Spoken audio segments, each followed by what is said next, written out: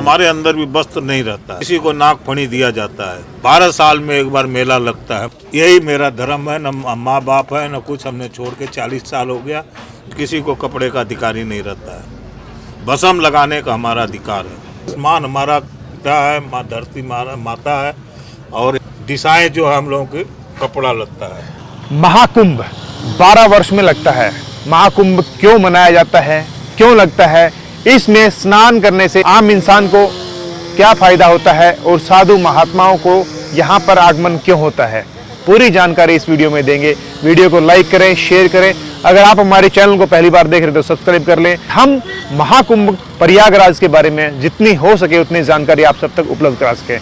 अभी हम एक संत महात्मा से महाकुंभ के बारे में जानकारी लेंगे और आप सबको बताएंगे और दिखाएंगे। नागा बाबा, अखाड़ा, इनके वेशभूषा, ये शरीर के ऊपर धूनी क्यों लगा के रखते हैं या फिर शमशान की राख क्यों लगा के रखते हैं, इनके बारे में आम जनता को बिल्कुल भी नहीं पता है। तो हम आपको बताएंगे कि किस तरह से एक नागा बाबा बनते हैं और अखाड़ों की दिनचर्याएँ क्या होती हैं और किस तरह की तपस्याएँ होती हैं। हम प्रयागराज महाकुंभ मेले के अंदर पहुँचे हैं और यहाँ पर मुलाकात इन महाराज जी से दर्शन करने का सौभाग्य हमें हासिल हुआ है। तो हम इन्हीं से जानेंगे प्रयागराज के बारे में, महाकुंभ के बारे में, किस तरह से कौन सी तपस्या कर रहे हैं। महाराज प्रणाम आपको। जी, हम लोग भजन भाव करते हैं, यहाँ पे मेले में आए हुए हैं, तपस्या कर रहे हैं।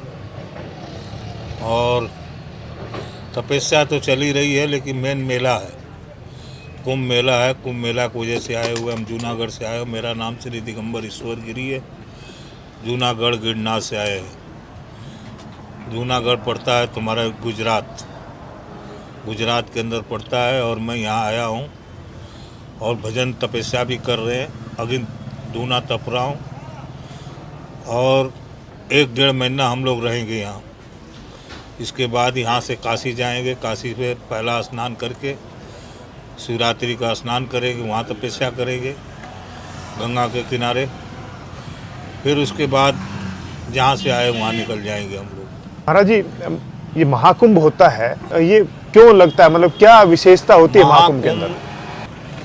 मंथन के समय अमृत गिरा था, उसमें घड़े में से 4 बूंद अमृत गिरा। 4 बूंद अमृत गिरा। कहाँ? नासिक, इलाहाबाद, हरिद्वार और उज्जैन, 4 जगह कुंभ का मेला लगता है हम लोगों का। कुंभ का अमृत को ऐसे, अमृत आज के दिन 14 तारीख को जैसे अमृत का बरसात होता है, उस दिन पर्व का बहुत बड़ा महिमा होता है। इसके वजह से हम लोगों का कुंभ मेला, एकता के लिए कुंभ मेला लगता है। एक तो हिंदू धर्म के पीछे एकता लगता है, एकता से। और कुंभ का नागांव बाबा का स्नान होता है और उसके वजह से गंगा माई का पवित्र हो जाती है। और गंगा माई अमृत की वजह से, अमृत के वजह से, और गंगा मैया साधु संत से स्नान गंगा से पूछने लगे कि हे माता, तू तो सबका तारेगी, तुझे कौन तारने वाला है? तो गंगा माई कहने लगी, हमारा जो पर्व आता है, अमृत जहाँ जहाँ गिरा है, उस दिन आएंगे साधु संत, स्नान करेंगे, उस दिन से हम सदा के लिए पवित्र हो जाऊंगी। इसलिए माता ने उस दिन से कसम खाया और उसी के देख के नागा बाबा और साधु संत उन्हीं के घाट पर रहते हैं। 12 साल में एक बार मेला लगता है माता जी का। 12 साल बाद माता का महाकुंभ लगता है। महाकुंभ में माता पवित्र हो जाती है और उसके लिए हम लोग पूरे जनता के लिए आह्वान करते हैं कि कुंभ में सब आओ। कुंभ का मतलब कि कुंभ उसमें से गिरा था, घड़े को जो कुंभ बोला जाता है एक तरफ से, उसको घड़े को भी, तो उसमें से अमृत गिरा था, इसलिए कुंभ उसको बोला जाता है। कुंभ के नाम से पब्लिक को भी, जनता को, लोग देवी देवताओं का इसमें दर्शन होता है, इसीलिए उनके लिए जोड़ा गया था सबको। जी क्या तो महाराज, अगर कोई आम इंसान आके इसमें स्नान करता है महाकुंभ के दौरान, तो उसको क्या फल मिलते हैं? उसको बहुत फल मिलते हैं। साधु संत का दर्शन होता है, एक तो अमृत का दर्शन होता है और अमृत का स्नान होता है, उससे बहुत फल मिलता है उसको। इतना होता है कि जन्म जन्म का उसका पाप घट जाता है। एक तो पाप कट जाता है और मुक्त हो जाता है, हर चीज़ से मुक्त हो जाता है। दान पुण्य करता है, हर चीज़ करता है। अगर उस समर्थ है तो उससे उसका जीवन बनता है, स्वर्ग लोक में उसका एक जगह बनता है और उसके लिए पवित्र हो जाता हो सदा के लिए। कुंभ मेला स्नान करने से उसका मन शांति रहता है और वो शुद्ध रहता है। महाराज 12 वर्ष में ही क्यों लगता है? नहीं, कुंभ जो है 12 बरस में लगता है, वैसे तो 3 साल में कुंभ आता है, 6 साल का अर्ध कुंभ ही आता है। और एक उज्जैन का मेला जो वहाँ का है 12 साल के बाद आता है। 2 जगह अर्ध कुंभ ही लगता है जी जी 6 साल का। जी जी जी तो इसलिए उसका मिला के 12 साल का कुंभ हो जाता है, महाकुंभ बोला जाता है उसको। जी कुंभ का बहुत बड़ा महिमा है, जी इसलिए उसको मानता है।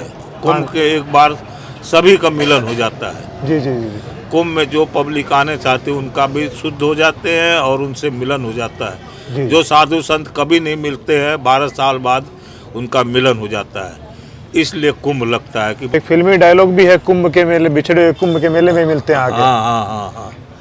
तो कुंभ का इसीलिए 12 साल के बाद कुंभ मिलता है, इसीलिए सब बिछड़े हुए जो रहते हैं कुंभ में आके मिल जाते हैं सब। महाराज आपकी कितनी आयु हो चुकी है? हमारा आयु कम से कम 70-72 साल की उम्र है।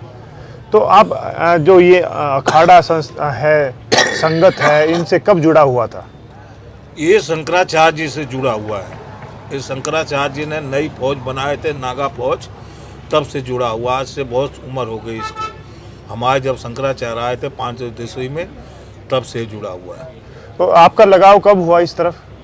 हमारा लगाव तो बचपन से हुआ है, 15 साल की उम्र में हो गया था लगाव। जी जी जी तब से हम बाबा बने हुए हैं। तो अब सीधे इसी अखाड़े से जुड़ा हो गया? हाँ, अटल अखाड़े से हमारा संबंध है, पंचायती अटल अखाड़ा। यही मेरा धर्म है, न माँ बाप है न कुछ। हमने छोड़ के 40 साल हो गया, घर का शकल भी नहीं देखा और हम न हमारे आगे पीछे कोई है।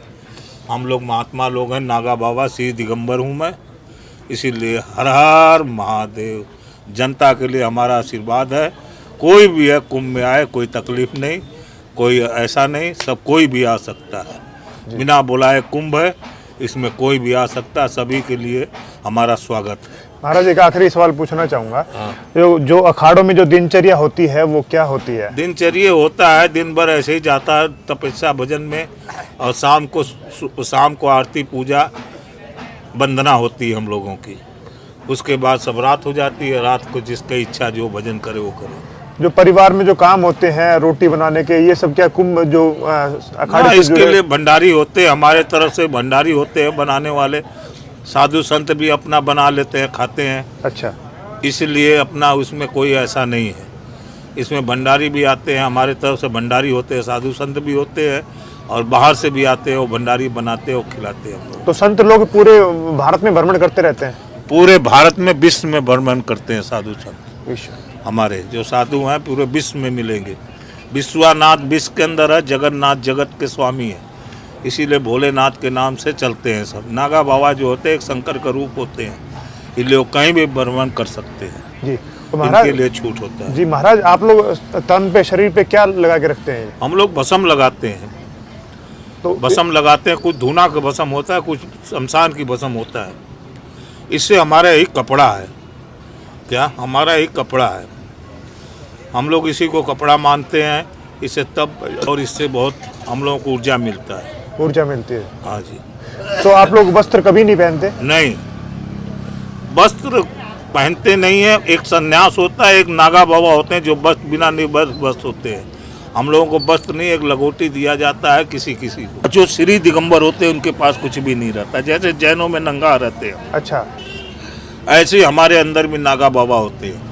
तो हमारे अंदर भी वस्त्र नहीं रहता। किसी किसी को नाग फणी दिया जाता है, अच्छा। और किसी को कपड़े का अधिकार ही नहीं रहता है। भस्म लगाने का हमारा अधिकार है।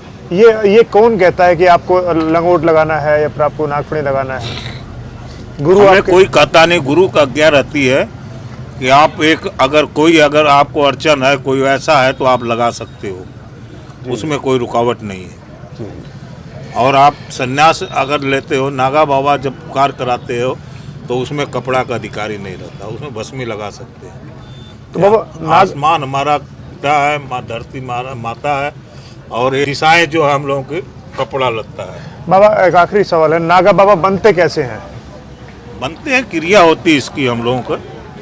नागा की क्रिया होती, पहले ब्रह्मचारी बनते हैं, ब्रह्मचारी से फिर संन्यास दिया जाता है, पिंडदान होता है, गंगा के किनारे 108 की डुबकियाँ लगाया जाता है, आचार्य उसका दीक्षा देते हैं हम लोगों को। आचार्य जो होते हैं बड़े बड़े महामल्लेश्वर आचार्य वो रहते हैं, तो हम लोगों को दीक्षा देते हैं और दिन दिगंबर बनाए जाते हैं हम लोगों को, नागा दिगंबर आचार्य बनाते हैं। धन्यवाद महाराज। हर हर महादेव, हर हर महादेव। जय हो।